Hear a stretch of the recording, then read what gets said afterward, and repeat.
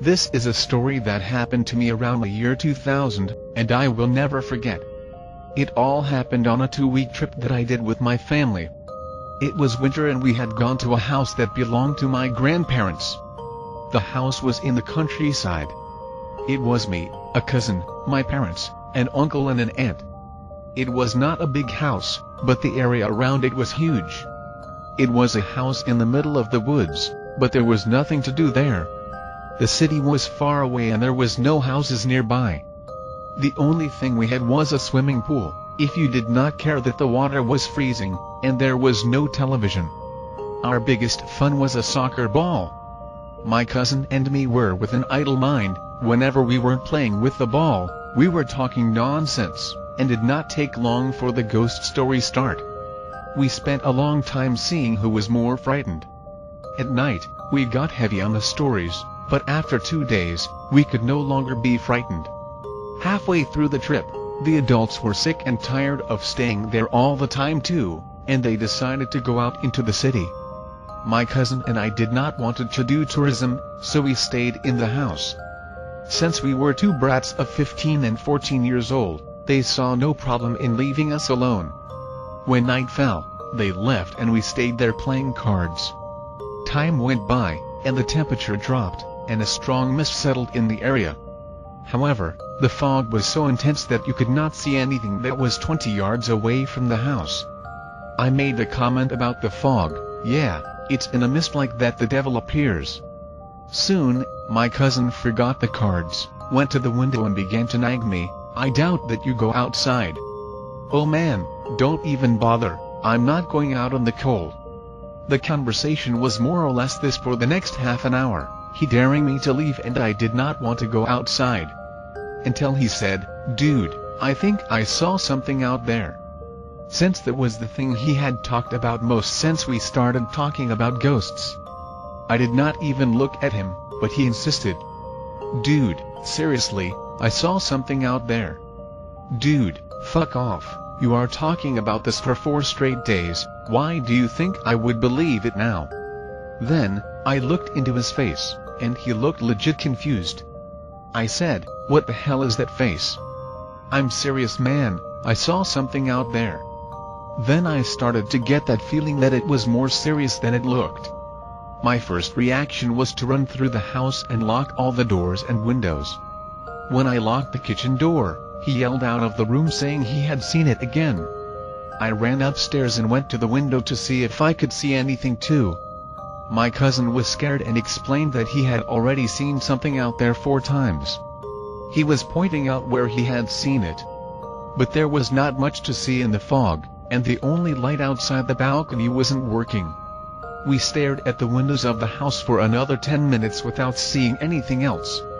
Suddenly he screams at me and I rush off to see what it was, and find him aiming desperately at the outside. There. There. I'm seeing it now. Look there. I look at what he was pointing and there is the ball. You idiot, that's the ball. I know it's the fucking ball, but it was not there. It rolled over there in the fog. Then I started to think what it could be, and I thought that we needed to calm down and think rationally for a bit. I told him, look, it probably was some animal, dog, cat, wild pig. It must be playing with the ball. He stopped, thinking for a bit. I do not know if he believed it, or if he wanted to believe it. That's right, it must be some dog, right? As we both accepted it, we calmed down a bit and started making fun of each other. It's the devil that is out there, it will catch you. It is the creature that will pull your foot tonight. And with that, we calmed down a lot. That's when I thought about the ball. I think we should get the ball. If it's a dog, it's probably going to disappear with it. And it's one of the only things we have to do here. He looked at me with a smile that went from ear to ear, then go get it. I looked at him, looked at the ball, looked at him again, looked at the ball alone outside. I looked out the window and did not see anything. I'll go, you can sit your ass there and keep whimpering from the window. I opened the door and left. I walked up to the ball looking to the sides. I just felt a cold on my spine. I got the ball, picked it up, and when I would turn to come back I heard a kind of hissing. When I looked in the direction of the noise, I saw something that seemed to be down on all fours. I thought, "Cat son of a bitch, go scare your grandmother." When I was about to turn around to leave, it stood on the two rear paws, looked at me. I then realized that it was way bigger than a cat, almost to the size of a person. It bowed a little as if going to jump on me and made a strange sound. I threw the ball with everything I had on it, and ran out as fast as I could into the house. As I was halfway there, I started to hear it running behind me, and it seemed like two more were coming from the sides. I went running into the house without looking back, and slammed the door shut behind me. Suddenly I hear 3 loud bangs on the door, as if something had hit it. I locked the door and went into the other corner of the room. I looked to my cousin and said, "What banged on the door? What did just bang on the door?" "I don't know, man, you jumped inside and I looked at you. I couldn't see what it was." "What happened?" He looked out the window, screamed and jumped away from the window. As he did so, we ran into the bedroom, locked the door and stood away from the windows, which were already closed. He turned to me and said, "What was that?" I looked at his face and I could not speak. The rest of the night, we were quiet, and we hear weird noises outside, like grave dog whimpers. He did not say anything else, nor did I. When the adults came, we were still awake. The next day we did not say anything to them. When I went outside the other day, I saw the withered ball on the other side of the house. When I got it, it was all torn and stinking a lot. It smelled of carrion. I showed the ball for my cousin. He asked what had happened to me out there the night before, and I told him. So I asked what he saw in the window after I walked in.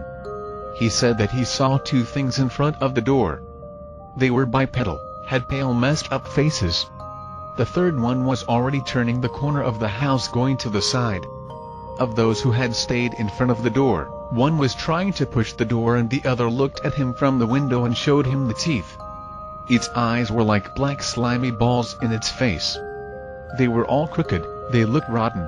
That thing looked like a small man, but with a slightly disproportionate head to the body, a little larger, and it was brown. After he saw them, he yelled and jumped back from the window.